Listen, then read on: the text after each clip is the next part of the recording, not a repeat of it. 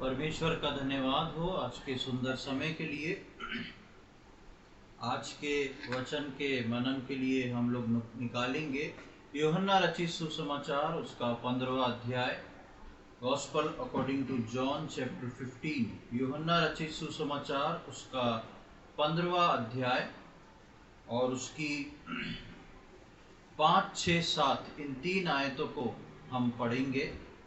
यूहन्ना रचित सुसमाचार उसका 15वां अध्याय और 5 से लेके 7 तक हम पढ़ेंगे।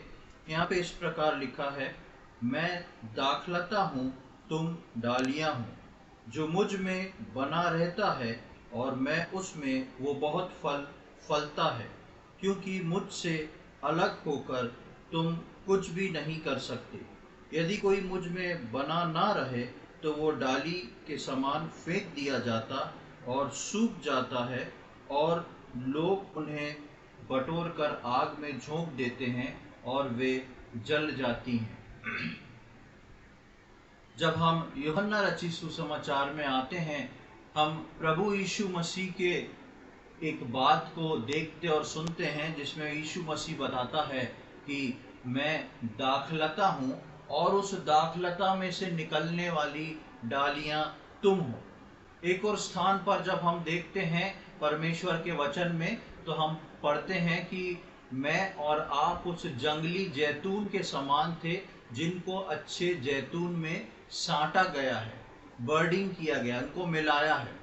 और इसलिए क्योंकि मैं और आप वो नहीं थे जो परमेश्वर चाहता था, इसलिए परमेश्वर ने मुझको और आपको उसमें से निकाल के, उस स्थान में जहां हम पड़े थे वहां से निकाल के यीशु मसीह जो था, जो दाखलता था, उसमें मुझको और आपको मिला दिया गया है।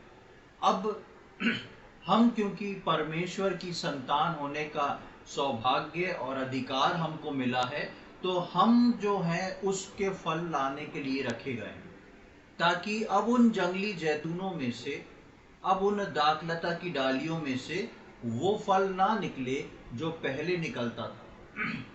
आखिरी बात जो हमने इसमें 6वीं आयत में देखी कि यदि कोई मुझ में बना ना रहे तो वो डाली के समान फेंक दिया जाता है। वो डाली जो जिस पेड़ में साटा गया है उसके सिम्टम या उसके फलों को ना दिखाए, तो लिखा है कि वो उसके अंदर से उसको, उस डाली को तोड़ के निकाल दिया जाता है और वो आग में जलाने के लिए रख दी जाती है। आज परमेश्वर के वचन से हम कुछ ऐसी बातों को देखने जा रहे हैं कि परमेश्वर जब लोगों के लिए कुछ बातों को रखता है, चुन के रखता है, और उसके बाद जब उनको इस्तेमाल करता है, और यदि वो लोग में परमेश्वर का फल बना ना रहे, वो प्रभु के अंदर बने ना रहें, तो वो सांसारिक रीति से सोच सकते हैं कि हम बहुत कुछ कर रहे हैं, लेकिन वो परमेश्वर के अलावा या परमेश्वर से अलग होकर अपने जीवन में कुछ भी नहीं कर सकते। जिस प्रकार हम यहाँ पे 5वीं आयत के आखिरी में लाइन में पढ़ा, क्योंकि मुझसे अलग होकर तुम कुछ भी नहीं कर सकते।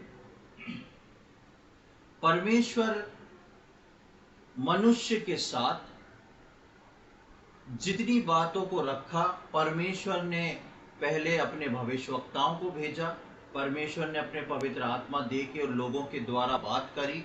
नए नियम में परमेश्वर ने प्रभु यीशु मसीह को भेजा, और प्रभु यीशु मसीह के जाने के बाद पवित्र आत्मा को भेजा, ताकि वो लोग जिनको प्रभु छुड़ाता है वो परमेश्वर से मिले रहें। और जो लोग परमेश्वर को जानने के बाद परमेश्वर से मिले नहीं रहते, उनके लिए परमेश्वर उनको अलग कैटेगरी में कर देता है। और ये बात जो थी, परमेश्वर ने जब उत्पत्ति में इस दुनिया को, इस दुनिया की सृष्टि की, और उसके बाद आदम हव्वा और मनुष्य की उत्पत्ति हुई और मनुष्य जो है आगे बढ़ने लगा, तब एक समय ऐसा आया कि परमेश्वर समझ गया और परमेश्वर बोलता है कि मैं अब मनुष्य से ज़्यादा वाद विवाद नहीं करूँगा, ज़्यादा आर्ग्यूमेंट नहीं चलेंगे कि ऐसा नहीं तो वैसा, वैसा नहीं तो ऐसा। उस बात को हम देखेंगे, मेरे साथ निकालें उत्पत्ति उसका 6वां अध्याय, बुक ऑफ जेनेसिस चैप्टर 6, उत्पत्ति उसका 6वां अध्याय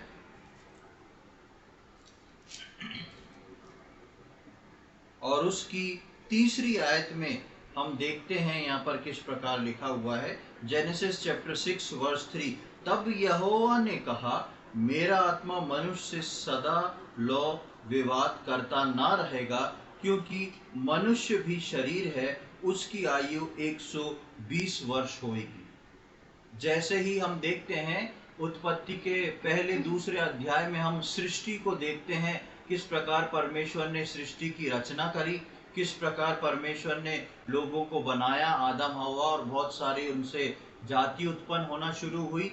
6वें अध्याय तक आते आते परमेश्वर एक बात बोलता है कि मेरा आत्मा जो है सदा लौ हमेशा के लिए मनुष्य से वाद विवाद ही नहीं करता रहेगा। ये आर्ग्यूमेंट यूं ही नहीं चलते रहेंगे, क्योंकि शैतान के द्वारा पृथ्वी जो थी वो भ्रष्टता की ओर बढ़ रही थी। और उन बातों को आज हम देखने जा रहे हैं, जिन बातों के कारण से पुराने समय में ये चीजें कैसे उत्पन्न हुई और आगे आने वाले समय में परमेश्वर के वचन के अनुसार ये सारी चीजें फिर से दोहराने जाने वाली हैं। इसलिए क्योंकि मैं और आप नए नियम की कलीसिया के लोग हैं, और परमेश्वर ने जिन बातों को उत्पत्ति में रखा था, प्रभु यीशु मसीह के द्वारा ये बात बोली गई कि प्रभु यीशु मसीह का आगमन जो है ठीक नूह के दिनों के समान होएगा। और नूह के दिनों के ठीक पहले, नूह के दिनों में जब जल प्रलय आया, उसके दिनों के ठीक पहले एक घटना घटी, और परमेश्वर ने बोला कि मेरा आत्मा जो है अब मनुष्य सदा लौ के लिए वाद विवाद नहीं करता रहेगा, हमेशा आर्ग्यूमेंट नहीं चलेंगे। परमेश्वर का जो है वो मनुष्य को चुन के परमेश्वर में बने रहना आवश्यक होगा। अन्यथा यदि मनुष्य परमेश्वर के साथ मिला रहे और उसके साथ ही साथ मनुष्य जो है संसार में भी मिला रहे, तो परमेश्वर का वचन बोलता है उसको काट दिया जाएगा, अलग कर दिया जाएगा। जब हम 6वें अध्याय की 3री आयत में परमेश्वर की इस बात को देखते हैं, तब एक ऐसी घटना उसके काफी समय पहले, लगभग 4थे अध्याय से एक घटना ने अंजाम लेना शुरू किया था। वो था शैतान का कार्य परमेश्वर के द्वारा बनाए हुए आदम हव्वा और उनके नीचे की संतानों। वो शैतान का कार्य जो है वो शुरू हो चुका था, और किस प्रकार का कार्य था वो यदि आज आप अच्छे से समझेंगे तो आपको समझ में आएगा कि किस प्रकार शैतान वैसे ही कार्य इन दिनों में प्रभु यीशु मसीह के आगमन से पहले करने को तैयार है और करता जा रहा है, और उसने काफी कुछ करना शुरू भी कर दिया है। जब आप 4थे अध्याय में आएंगे उत्पत्ति के, जेनेसिस चैप्टर 4, तो 4थे अध्याय में हम कैन के बारे में पढ़ते हैं कि कैन ने अपने छोटे भाई हाबिल को मार दिया, और उसके बाद परमेश्वर उसको दंड देता है।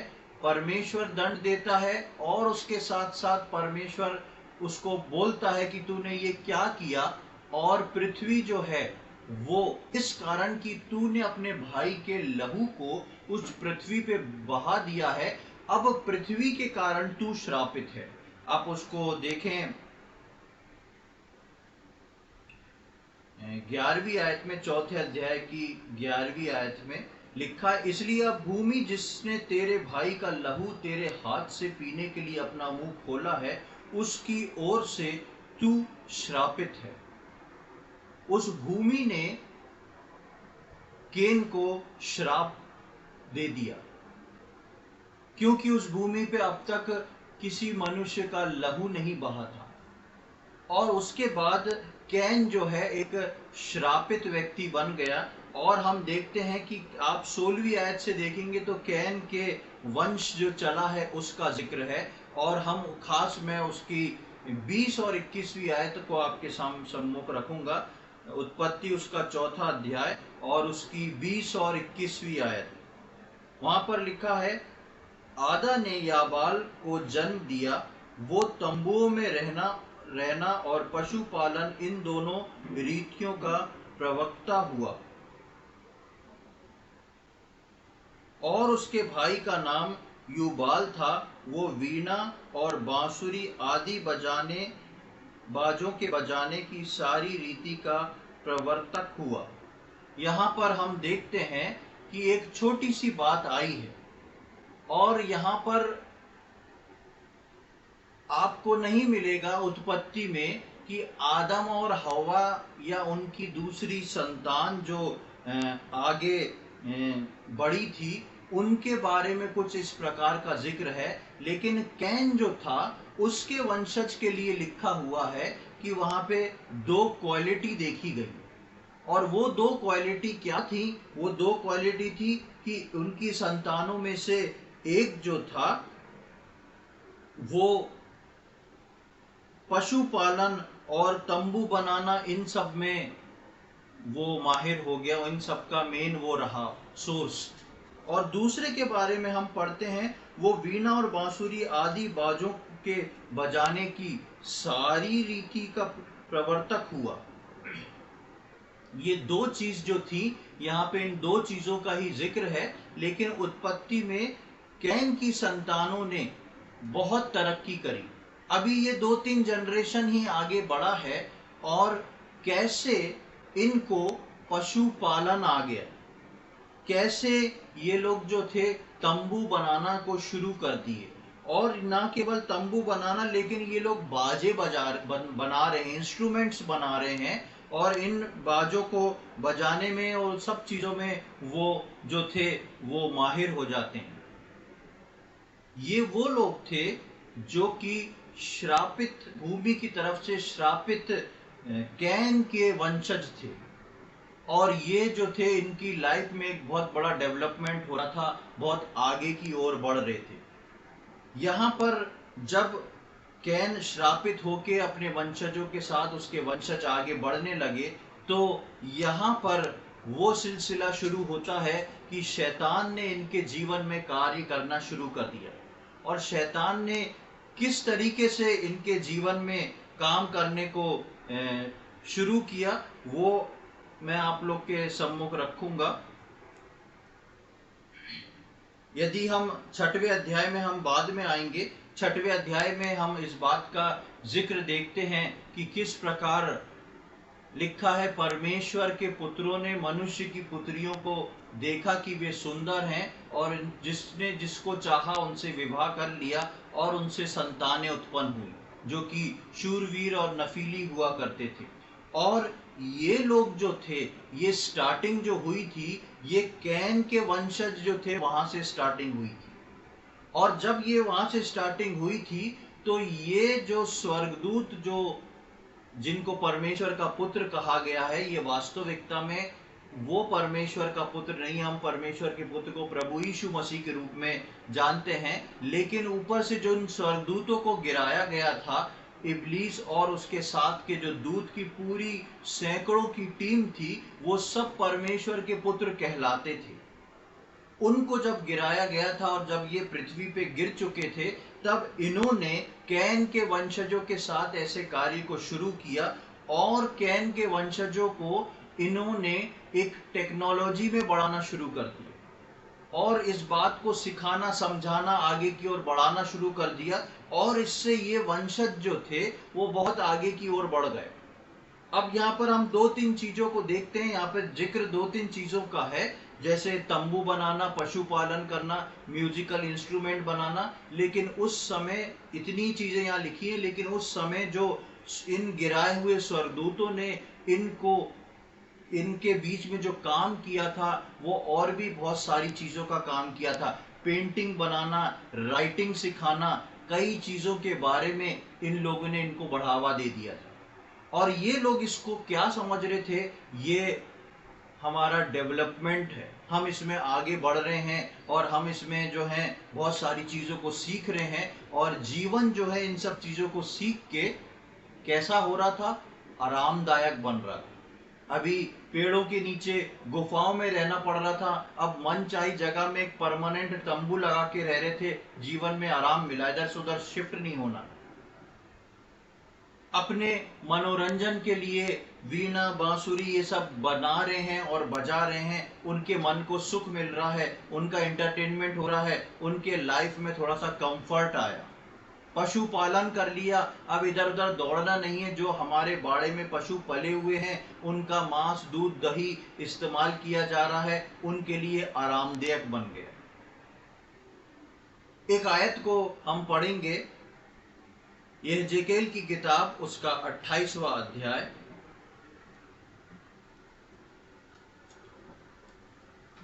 बुक ऑफ एजेकिएल चैप्टर 28, यह एजेकिएल की किताब उसका 28वां अध्याय। और वहां पर उस शैतान को जब परमेश्वर ने गिराया था उसके बारे में हम पढ़ते हैं कि किस बात का जिक्र है। उस ये एजेकिएल उसका 28वां अध्याय और उसका 12 से लेके 14 तक हम पढ़ेंगे। हे मनुष्य के संतान, सोर के राजा के विषय में विलाप का गीत बनाकर उससे कहे, परमेश्वर यहोवा यूं कहता है, तू तो उत्तम से भी उत्तम है, तू बुद्धि से भरपूर और सर्वांग सुंदर है। तू परमेश्वर के अदन नामक बारी में था, तेरे पास आभूषण, माणिक, परमरा, हीरा, फिरोजा, सुलेमानी मणि, यशब, नील मणि, मरकत और लाल सब भांति के मणि और सोने के पहरावे थे। तेरे डफ और बांसुरियां तुझी में बनाई गई थी। जिस दिन तू सिरजा गया था उस दिन वे भी तैयार की गई थी। तू चाहने वाला अभिषिक्त का रूप था। मैंने तुझे ऐसा ठहराया कि तू परमेश्वर के पवित्र पर्वत पर रहता था। तू आग सरीखी चमकने वाले मणियों के बीच चलता फिरता था। जिस दिन से तू सिरजा गया और जिस दिन तक तुझमें कुटिलता ना पाई गई, उस समय तक तू अपनी सारी चाल चलन में निर्दोष रहा। परंतु लेन देन की बहुतायत के कारण तू उपद्रव से भरकर पापी हो गया। इसी से मैंने तुझे अपवित्र जानकर परमेश्वर के पर्वत पर से उतारा, और हे छाने वाले करूब, मैंने तुझे आग सरीखे चमकने वाले मणियों के बीच से नष्ट किया है।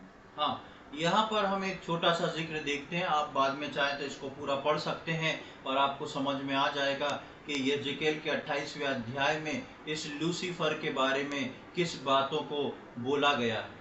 और यहाँ पर हम देखते हैं कि 12वीं आयत के आखिरी भाग में लिखा है, तू बुद्धि से भरपूर और सर्वांग सुंदर है।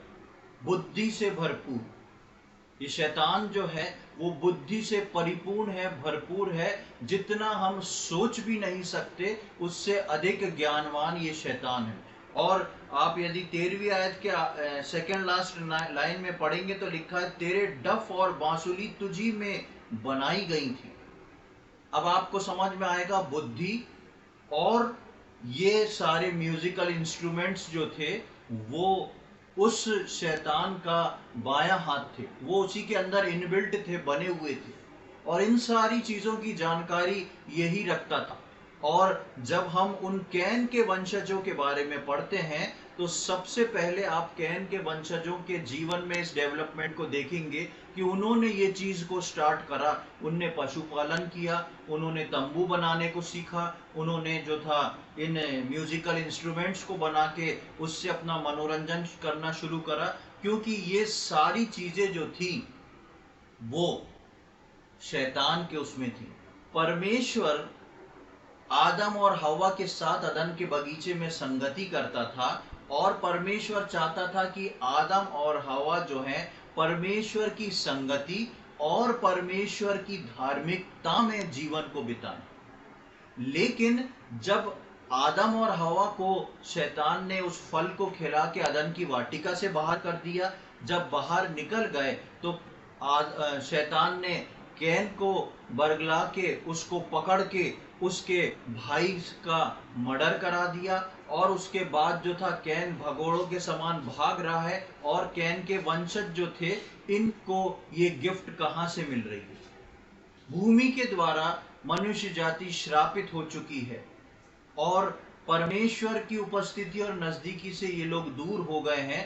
लेकिन इनकी लाइफ में एक डेवलपमेंट हो रहा है, ये अपनी लाइफ में जो है बढ़ रहे हैं, आधुनिक चीजों को छू रहे हैं। क्यों? क्योंकि शैतान उस समय से इनको ये नहीं बताएगा, शैतान, कि तुम परमेश्वर की उपस्थिति से अलग हट गए हो, अब तुमने बहुत अहम चीज को खो दिया है। लेकिन शैतान उनको इस बात का सिखावा देता है, इस बात को सिखाता है कि मेरे पास तुम्हारे लिए और आधुनिक चीजें हैं, जिससे तुम्हारा जीवन जो है कंफर्टेबल हो जाएगा, जिससे तुम सुविधाजनक जीवन को, एक आरामदायक जीवन को तुम जी सकते हो। और ये पूरी कैन के जो वंशज हैं वो उस चीज के अंदर खुशी से मंच गए और आगे की ओर बढ़ते जाने लगे थे।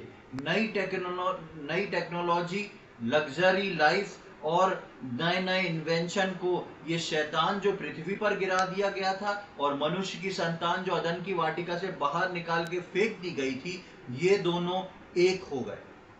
जब ये दोनों एक हो गए तो मनुष्य को ये सोचने के लिए शैतान ने समय दिया ही नहीं कि तुमने कुछ गलत किया है, लेकिन शैतान ने इस बात को मनुष्य के सामने रख के परोस दिया कि जो कुछ है वो बहुत अच्छा है और तुम डेवलपमेंट कर रहे हो, तुम आगे की ओर बढ़ रहे हो, तुम्हें कोई चीज की कमी नहीं है, सब कुछ जो है तुम्हारे जीवन में बहुत अच्छा है, परमेश्वर के बगैर रहकर भी तुम बहुत कुछ कर सकते हो। लेकिन वास्तविकता में परमेश्वर के बगैर रह के वो बहुत कुछ कर तो रहे थे, लेकिन हर दिन अपने जीवन को वो खो रहे थे। इसी प्रकार प्रभु यीशु मसीह ने अंत के दिनों के समय के बारे में इस बात की चेतावनी दी और बताया कि अंत के दिनों में विश्वासियों के जीवन में, दुनिया के लोगों के जीवन में शैतान बहुत सारी ऐसी चीजों को परोसेगा जिससे मनुष्य को लगेगा कितना अच्छा है, कितना सरल है, ये जीवन शैली कितनी सरल होती जा रही है, कितना अच्छा होता जा रहा है। लेकिन दो बातों को हम देख रहे हैं। पहला, उत्पत्ति में परमेश्वर बोलता है मेरा आत्मा मनुष्य के साथ सदा वाद विवाद नहीं करता रहेगा, और प्रभु यीशु मसीह बोलते हैं तुम मुझसे दूर रह के कुछ नहीं कर सकते, जो डाली मुझ में नहीं बढ़ती, जो डाली मुझ में से नहीं बनी रहती, जो डाली मुझ में से नहीं फलती, वो सब किस लिए है? काट डालने के लिए, आग में झोंक देने के लिए। तो प्रियो, मेरे और आपको इन अंत के दिनों में इस बात को सोचना और देखना बहुत जरूरी है कि हम किस ओर, किस राह में चल रहे हैं। अब हम आगे की ओर बढ़ेंगे और हम देखेंगे कि उस समय पृथ्वी के लोग परमेश्वर को जानते हुए भी संसार में लगे हुए थे, और इसलिए परमेश्वर बोलता है कि मेरा आत्मा जो है मनुष्य से सदा वाद विवाद नहीं करता रहेगा। सबसे बड़ा कारण यह था कि उस उत्पत्ति के 6वें अध्याय में, जिसको हमने पढ़ा था, मैं फिर से उधर आऊंगा, उत्पत्ति के 6वें अध्याय में हम आ जाएं।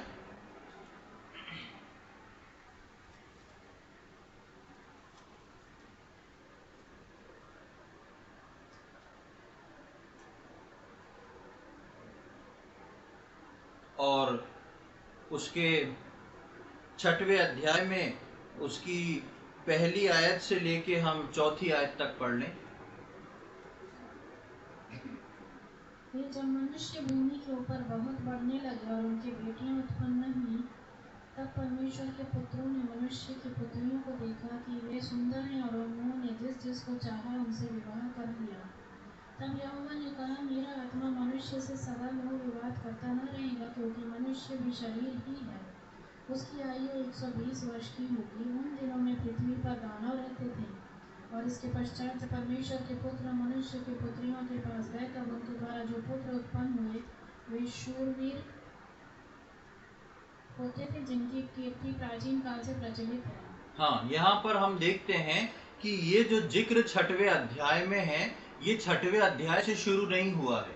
ये जहाँ पर जिस बात का जिक्र है, ये जो है कैन के वंशज के बाद से ये चीज शुरू हो चुकी थी। ये जो यहाँ पर 6वें अध्याय में लिखा है कि तब जब मनुष्य भूमि के ऊपर बहुत बढ़ने लगे और उनके बेटे बेटियां उत्पन्न हुए, ये क्रम जो है वो कैन की संतान के द्वारा, कैन से जो संतान, उसके जो वंश थे, वहां से चल रहा था।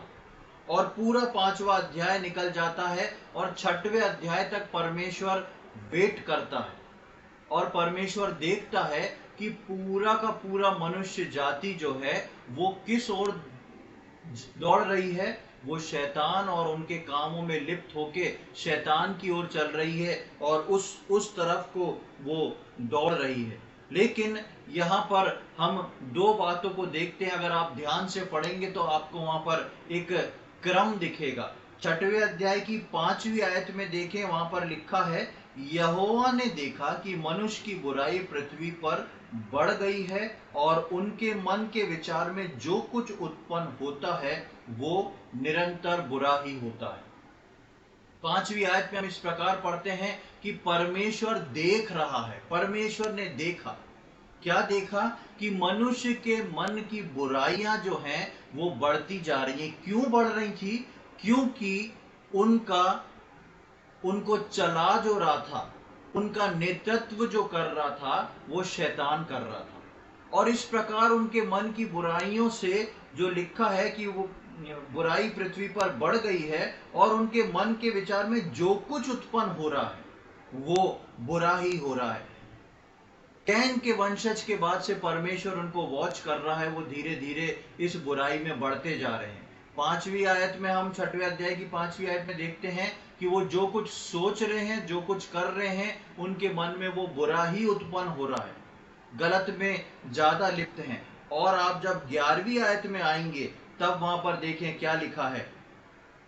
उस समय पृथ्वी परमेश्वर की दृष्टि में बिगड़ गई थी और उपद्रव से भर गई थी।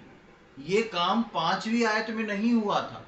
ये काम जो था उत्पत्ति के 6वें अध्याय की पहली दूसरी आयत में नहीं हुआ था। परमेश्वर एक क्रम को देखता है, परमेश्वर एक क्रम के अनुसार उनका आकलन करता है।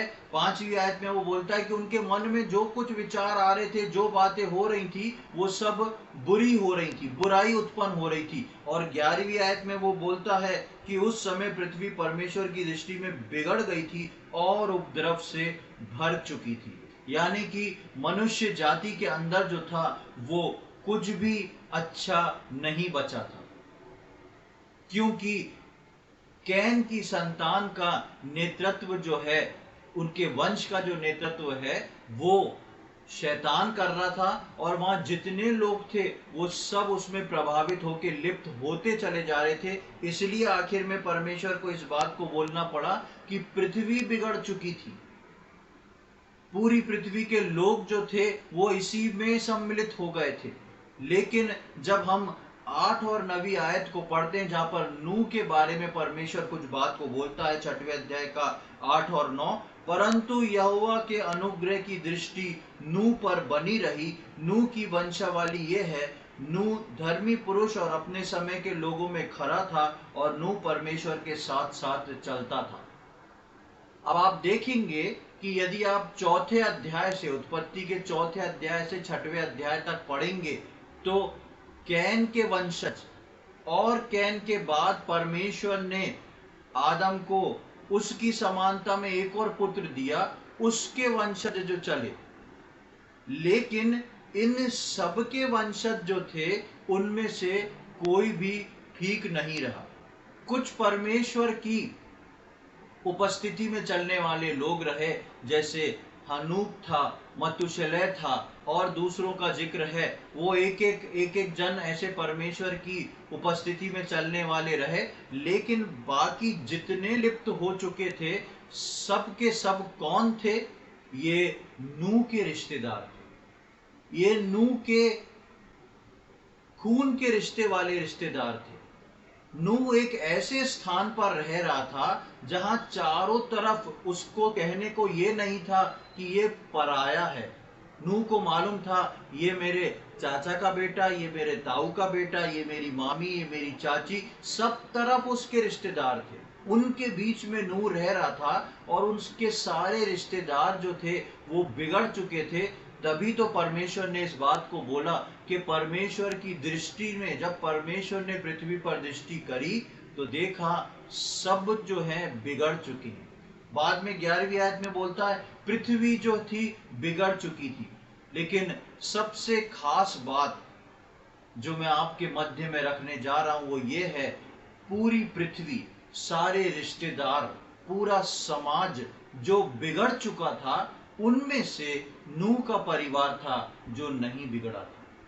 उनमें से नूह का परिवार था जो नहीं बिगड़ा था। और वहां पर लिखा है 8वीं आयत में, परंतु यहोवा के अनुग्रह की दृष्टि नूह पर बनी हुई थी, क्योंकि वो जो था अपने समय के लोगों में खरा था और वो परमेश्वर के साथ साथ चलता था। क्या नूह जो था वो इन इंस्ट्रूमेंट्स को यूज नहीं करता होगा, या उसके बच्चे या दूसरे चीज मनोरंजन को सुनता नहीं होगा? क्या नूह जो है वो उन पशुपालन और दूसरी चीजें होती थी जो टेक्नोलॉजी आगे बढ़ी थी उनको यूज नहीं करता होगा? बेशक करता होगा, लेकिन उसने उन सब का एक दायरा रखा होगा, क्योंकि वो सारी चीजें जो थी वो नूह के माइंड को, उसकी आत्मा को नहीं बदल पाई। ये टेक्नोलॉजी, ये सारी चीजें जो शैतान ने मनुष्य को, कैन के वंशज को परोसी थी, ये लोगों को अच्छी लगी अपनाने के लिए, लेकिन अपनाने के बाद इनने लोगों के हृदय को, लोगों के माइंड को पूरी तरह बदल दिया, और इनकी सोच, इनके मन में जो भी उत्पन्न होना शुरू हुआ वो सब कैसा शुरू होना हुआ? बुरा, बुराई से भरा हुआ। और परमेश्वर देख रहा है, इसलिए 5वीं आयत में बोलता है उनके मन के विचारों में जो कुछ उत्पन्न होता है वो निरंतर बुरा ही होता है। चल रहा था ये प्रोसेस कि सब चीज उनकी धीरे धीरे बुरी होने लगी थी। और 11वीं आयत में बोलता है परमेश्वर कि कुछ भी अच्छा नहीं बचा, पूरी पृथ्वी जो थी बिगड़ चुकी थी। इस क्रम को देखें, ये क्रम जहां पर शुरुआत हुई, धीरे धीरे लोग बिगड़ते चले जा रहे हैं, बिगड़ते चले जा रहे हैं, बिगड़ते चले जा रहे हैं, और उसके बाद एक समय ऐसा आ रहा है कि पूरी पृथ्वी बिगड़ चुकी है। लेकिन इस पूरे क्रम को नूह भी पार कर रहा है, इस पूरे क्रम को नूह भी पार कर रहा है। और नूह अपनी एक ऐसी गवाही को उठा के खड़ा करता है कि परमेश्वर बोलता है कि उसके अनुग्रह की दृष्टि नूह पर बनी थी, क्योंकि वो अपने समय के लोगों से सबसे अच्छा था, अपने समय के लोगों में वो खरा था, और वो परमेश्वर के साथ साथ चलता था। क्यों परमेश्वर के वचन में इस प्रकार का उदाहरण आया, और क्यों प्रभु यीशु मसीह ने नूह के बारे में बोला कि अंत के समय में जब प्रभु का आगमन होगा तब दिन जो है ठीक नूह के दिनों के समान हो जाएंगे, रेशियो में बहुत ऊपर नीचे हो जाएगा, यानी कि सांसारिकता ज्यादा होगी, प्रभु के लोग जो संसार में रह रहे होंगे कम होंगे। परमेश्वर ने इसलिए नूह के वचन को, और प्रभु यीशु मसीह ने इसलिए नूह के वचन को इस परमेश्वर के वचन में कोट किया है कि अंत के समय में भी ठीक ऐसा समय होगा कि लोग जो हैं उस लग्जरियस लाइफ को जीना पसंद करेंगे, लोग जो हैं नई टेक्नोलॉजी को पसंद करेंगे, लोग जो हैं बहुत ऐसे कार्य को करना पसंद करेंगे जिससे उनकी लाइफ जो है वो बहुत इजी हो जाए, और अच्छा भी है। लेकिन उसके साथ साथ ऐसे लोग कम होंगे जो उनका इस्तेमाल करने के बावजूद भी उनके द्वारा चलाए ना चलते होंगे, लेकिन वो अपने परमेश्वर के द्वारा चलाए चलते होंगे। वो परमेश्वर के साथ साथ चलने वाले लोग होंगे, और परमेश्वर की अनुग्रह की दृष्टि उन लोगों पर बनी रहेगी। और जिन लोगों पर प्रभु परमेश्वर की अनुग्रह की दृष्टि बनी रहेगी, वो लोग ही रैप्चर में उठाए जाने के लिए बने हुए हैं। परमेश्वर चाहता है कि वो बात को मैं और आप सीख जाएं, और उस बात को मैं और आप समझ जाएं। परमेश्वर की कृपा दृष्टि नूह पर बनी हुई थी।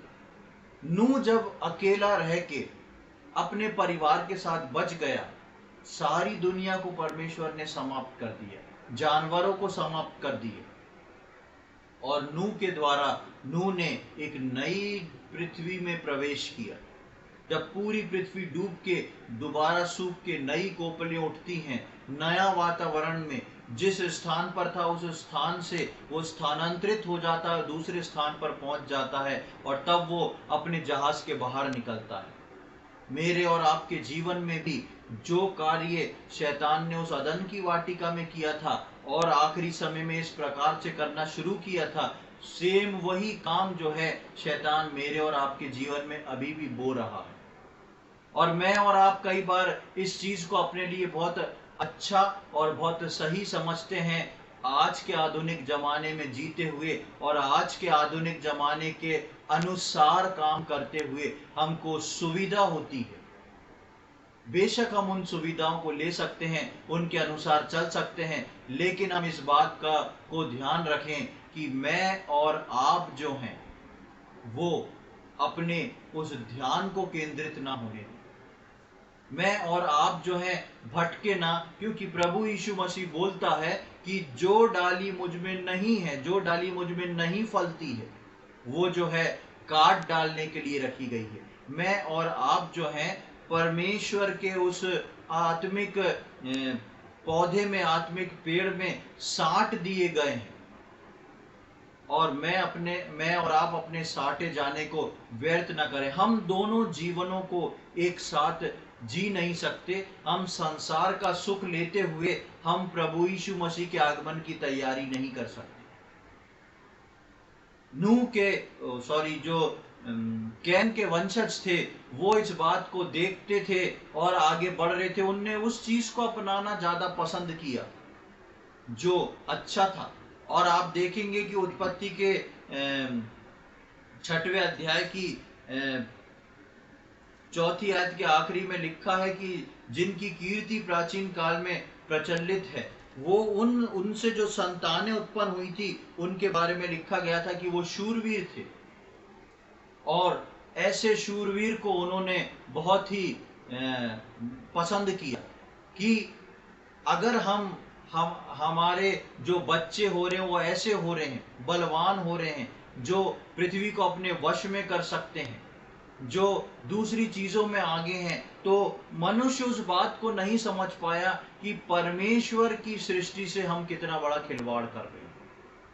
लेकिन मनुष्य, उन्हीं मनुष्यों में से नूह जो था, वो अपने विश्वास में वैसा का वैसा ही बना रहा और वो ही बचाया जा सका। एक और आयत को देखेंगे, 2 तिमोथी उसका 3 अध्याय, 2 तिमोथी चैप्टर 3,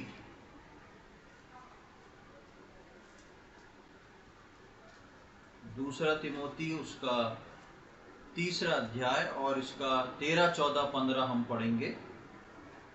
परंतु दुष्ट और बहकाने वाले धोखा देते हुए और धोखा खाते हुए बिगड़ते चले जाएंगे।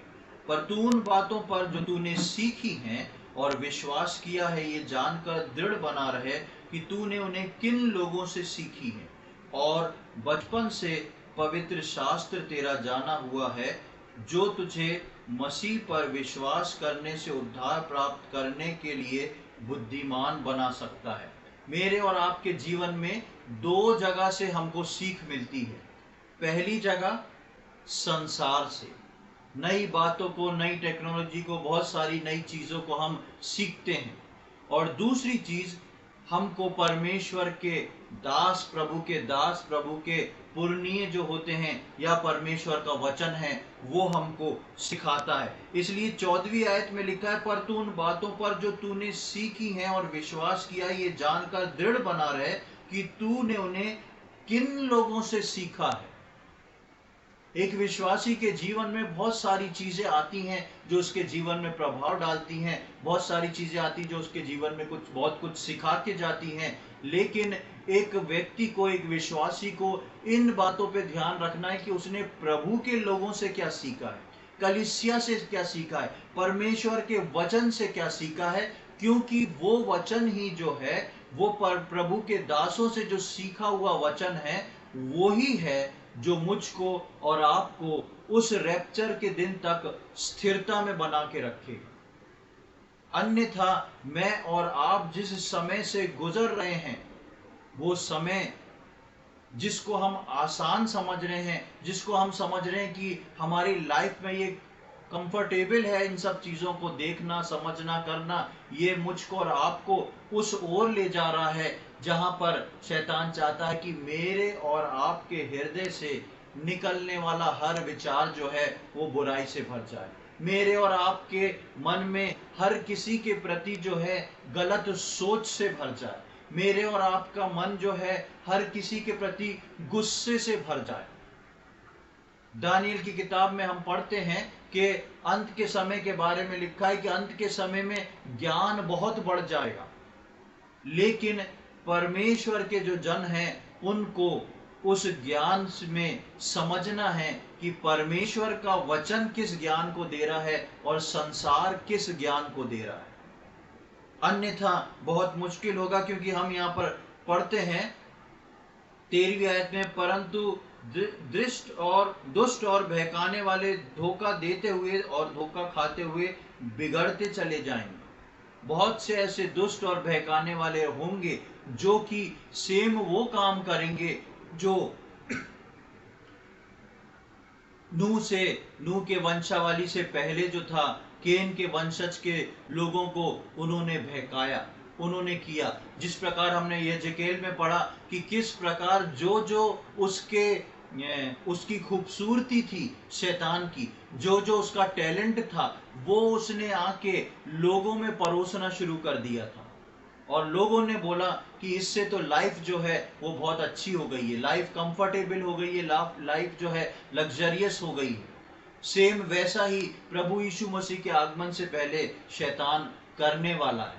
चाहे वो टीवी के द्वारा हो, चाहे वो इंटरनेट के द्वारा हो, चाहे वो मोबाइल के द्वारा हो, बहुत सारी सुविधाएं हमारे जीवन में वो लाता जा रहा है, लाता जा रहा है। बेशक हम उन सुविधाओं का इस्तेमाल कर सकते हैं, क्योंकि हम अब ऐसे समय में और ऐसे संसार में आ चुके हैं कि हम उससे अलग कट के नहीं रह सकते। लेकिन हम इस बात को ध्यान दें, जो शिक्षा हमको परमेश्वर के वचन से, परमेश्वर के दास से मिल रही है, उस शिक्षा को हम पकड़े रहें।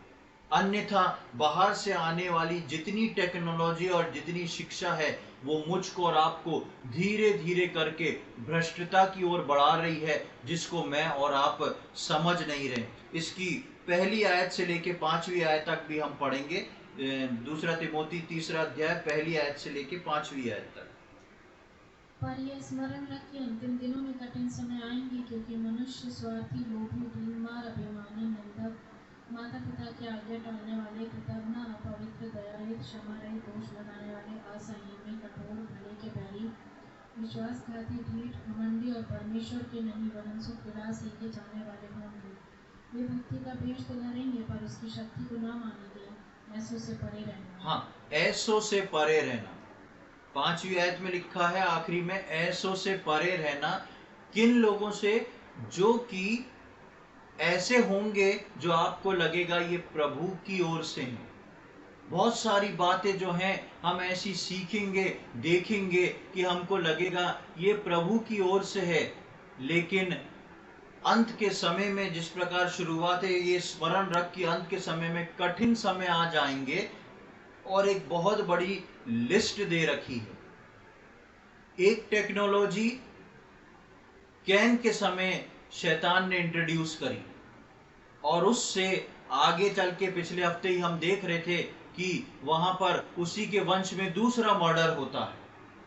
टेक्नोलॉजी बढ़ रही है, मर्डर केवल एक का हुआ था, आगे जाके हम देखते हैं कि एक और का मर्डर हो गया, और उसके बाद कईयों का मर्डर हुआ जिसका जिक्र नहीं है। और ये सारे सिम्टम जो यहाँ पर लिखे थे, ये पुराने समय में कैन के वंशज में ये सारे सिम्टम डेवलप हो गए थे। और ठीक प्रभु यीशु मसीह ने बोला कि मेरा आगमन जो है नूह के दिनों के समान होएगा, क्योंकि उसके समय के अनुसार प्रभु के लोगों के समय में ज्ञान बहुत बढ़ जाएगा, टेक्नोलॉजी बहुत बढ़ जाएगी। जितनी सुविधा, जितना सब कुछ बढ़ जाएगा, उतना ही अंदर जो है मनुष्य खाली होता जाएगा। और इसलिए अंदर, मनुष्य के अंदर स्वार्थी, लोभी, डींगमार, अभिमानी, निंदक, माता पिता की आज्ञा टालने वाला, कृतज्ञ, अपवित्र, दया रहित, क्षमा रहित, दोष लगाने वाला, असंयमी, कठोर, भले के बैरी, विश्वासघाती, ढीठ, घमंडी और परमेश्वर के नहीं वरन सुख विलास के ही चाहने वाले होते हैं। ऐसी लिस्ट दे रखी है, और ऐसा ही होने लगेगा। और यही लिस्ट जो थी वो कैन के वंशजों के बीच में होने लगी थी। और एक समय ऐसा आया कि उनका स्तर गिरता गया, गिरता गया। परमेश्वर ने देखा उनके मन में हर बात के लिए बुराई उत्पन्न हो रही है, और एक दिन परमेश्वर ने देखा कि सारी पृथ्वी जो है वो बुराई से भर चुकी है। मैं और आप जिस समय में हैं, और मैं और आप जिस समय में आगे की ओर बढ़ रहे हैं, वो समय ऐसा ही है कि ये पृथ्वी के मन में, पृथ्वी में रहने वाले लोगों के मन में बुराई पे बुराई उत्पन्न हो रही है, और ये भ्रष्टता की ओर ही जा रही है। लेकिन हमार को ज्ञान इसमें नहीं देना है, इसमें नहीं लगाना है, लेकिन हमको ये सोचना है उस समय नूह कैसे बच गया। इतने उसके आपसी रिश्तेदार थे। आज कोई व्यक्ति मुझको और आपको आके गलत बात सिखाए, गलत बात बोले, तो मैं और आप उसको ये सोच के अलग कर सकते हैं कि हमारी जान पहचान इससे ज्यादा नहीं है, ये फलाने धर्म का है, ये फलाना है, ये ऐसे रहा वैसे रहा। लेकिन हमारा कोई रिश्तेदार आके बोले तो हमको थोड़ा भरोसा होता कि नहीं ये हमारा अपना व्यक्ति है। नूह के पास भी ऐसे रिश्तेदारों की कमी नहीं थी, नूह के पास भी ऐसे अपने लोगों की कमी नहीं थी, लेकिन उसके बावजूद जो था, नूह परमेश्वर की दृष्टि में अनुग्रहकारी बना रहा, क्योंकि वो अपने समय के सारे लोगों में से अलग था। कैसे वो अपने समय के लोगों में अलग अपने जीवन को बनाया रखा, क्योंकि परमेश्वर की साथ साथ वो चलता था। शैतान ने बहुत सारी टेक्नोलॉजी इस्तेमाल करी कैन के वंशजों के सामने, लेकिन परमेश्वर ने जब पहली टेक्नोलॉजी इस्तेमाल करी तो सिर्फ उसका धर्मी जन जो है वो ऊपर उठा लिया गया। ऐसी शैतान अभी के समय में बहुत सारी टेक्नोलॉजी यूज कर रहा है, लेकिन प्रभु यीशु मसीह जब बादलों पर आएगा तो एक अद्भुत टेक्नोलॉजी पूरी दुनिया देखेगी और प्रभु अपने लोगों को बादलों पर उठा लेगा और लोग जो है भौचक्के के रह जाएंगे कि ये अचानक क्या हो गया। मेरे को और आपको अपने परमेश्वर की उस टेक्नोलॉजी पे अपनी दृष्टि को रखना है, अपने विश्वास को रखना है जो परमेश्वर के वचन में लिखा है। और परमेश्वर का वचन जो है कभी टलने का नहीं। परमेश्वर के वचन में लिखा है, ये आकाश और पृथ्वी टल जाएगी पर मेरा वचन कभी नहीं टलेगा। और प्रभु यीशु मसीह ने बोला कि मैं जाता हूं अपने पिता के घर, तुम्हारे लिए एक घर को तैयार कर रहा हूं, एक जगह को तैयार कर रहा हूं जहां से मैं फिर आऊंगा और तुमको वापस लेके जाऊंगा। और ये टेक्नोलॉजी है जो सारे संसार की समझ से परे है, लेकिन विश्वासियों के लिए ये विश्वास है। प्रियो, आने वाले समय में हम बहुत जल्द प्रभु यीशु मसीह के आगमन पर ऊपर उठाए जाने वाले हैं। और शैतान ने जैसे कैन के समय में उनके वंशजों में इतनी सारी चीजों को परोस के उसने सब कुछ दिया, अच्छी हेल्थ, अच्छे शूरवीर को बना के खड़ा करा, और पशुपालन, म्यूजिक और तंबू, सारी चीजों को उसने मनुष्य के लिए ऐसा बना दिया कि मनुष्य को खुशी के साथ वो संसार में रह सकता है। आज शैतान जो है इस संसार में भी प्रभु यीशु मसीह के आगमन से पहले वैसा ही वातावरण बनाता जा रहा है कि मैं और आप अपने आप में खुश रह सकें, मैं और आप अपने आप में अकेले रह सकें। आप जानते हैं जब से इंटरनेट बढ़ा है, लोग अपने आप में खुश रहना पसंद करते हैं, लोग अलग रहना पसंद करते हैं, परिवार में भी लोग अलग रहना पसंद करते हैं। क्यों? क्योंकि अपना मोबाइल है, बस चाहिए। फिर उस वक्त जो है कोई उनसे कुछ काम बोले, कोई उनसे कुछ बात बोले, कुछ समझना नहीं, कुछ सुनना नहीं। क्यों? अपने में व्यस्त हैं। आप ट्रेन में चले जाएं, पहले समय में ट्रेन में सफर करते थे तो सब लोग खिड़की की सीट पे बैठते थे, और जिनको खिड़की नहीं मिलती थी वो भी बेचारे ऐसे आगे झुक के खिड़की की तरफ देखते रहते थे कि चलो बाहर का मिल जाए। आज आप जाएंगे ट्रेन में, आप कोई भी ट्रेन में सफर करो, सबसे पहले आदमी अपनी बर्थ खोल के लेट जाता है, मोबाइल चालू कर लेता है, उसको फिर कुछ नहीं चाहिए, वो अपने आप में सही है। शैतान हम सबको एक दूसरे से सेपरेट कर रहा है, अलग कर रहा है, सब अपने उसमें खुश हैं। इवन आप फ्लाइट में जाएंगे तो फ्लाइट में भी वहां पर नेट नहीं चलता, लेकिन लोग अपने चीज मोबाइल में सब डाउनलोड करके ले जाते हैं, अपना हेडफोन लगा के अपने देखते रहते हैं, बैठे रहते हैं, उनको कोई मतलब नहीं है जहाज कैसा उड़ रहा है। जहाज गिर भी गया तो पता नहीं पड़ेगा, कहाँ गए पता नहीं पड़ा, लेकिन सबको अपनी सेपरेट लाइफ, इंडिविजुअल लाइफ चाहिए, और कोई नहीं चाहता कि कोई उनकी लाइफ को डिस्टर्ब करे। ये एक ऐसी टेक्नोलॉजी है जो शैतान ऐसे पैरों को पसार रहा है जिसको विश्वासी भी आज के समय में समझ नहीं पा रहा है। लेकिन प्रभु यीशु मसीह इस बात को पहले ही परमेश्वर के वचन में बता चुका है कि अंत के समय में वैसा ही ठीक हो जाएगा।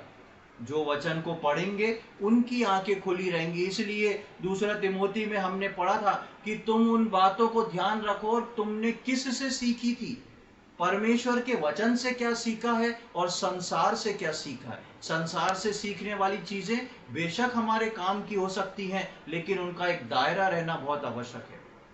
प्रियो, आगे आने वाले समय में हम सब इस बात का ध्यान रखें कि प्रभु का आगमन निकट है।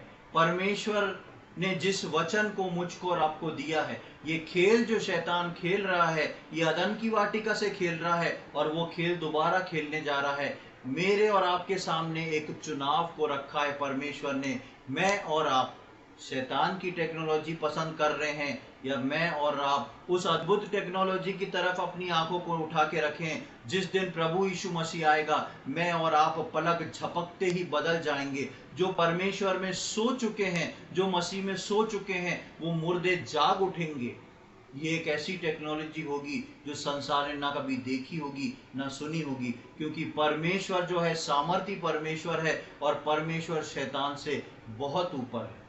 इसलिए जब हम यूहन्ना रचित सुसमाचार उसके 15वें अध्याय में पढ़े थे, तो प्रभु यीशु मसीह बोलता है, तुम मुझसे अलग रह के कुछ नहीं कर सकते। बेशक तुम सोचो मैं स्मार्ट हो गया हूँ, बेशक तुम सोचो मैं मजबूत हो गया हूँ, अच्छी बॉडी है मेरी, बेशक तुम सोचो कि तुम बहुत कुछ कर रहे हो, बहुत सारी पढ़ाई, बहुत सारी डिग्री, बहुत सारे टैलेंटेड हो सकते हो, लेकिन तुम मुझसे दूर होके कुछ नहीं कर सकते, क्योंकि जिस दिन मैं आ गया और तुम छूट गए, उस दिन संसार की टेक्नोलॉजी तुम्हें बचा नहीं सकती।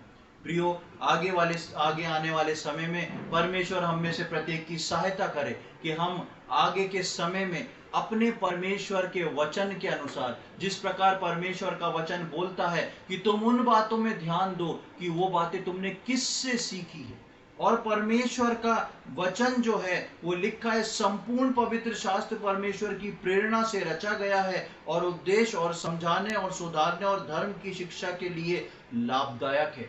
मुझको और आपको अपनी शिक्षा, मुझको और आपको अपनी दृष्टिकोण जो है परमेश्वर की ओर, उसकी टेक्नोलॉजी की ओर रखना है, क्योंकि परमेश्वर का वचन सत्य है और प्रभु यीशु मसीह शीघ्र आने वाला है। प्रभु इन वचनों को समझने में हम में से प्रत्येक की सहायता करे। प्रभु के नाम की महिमा।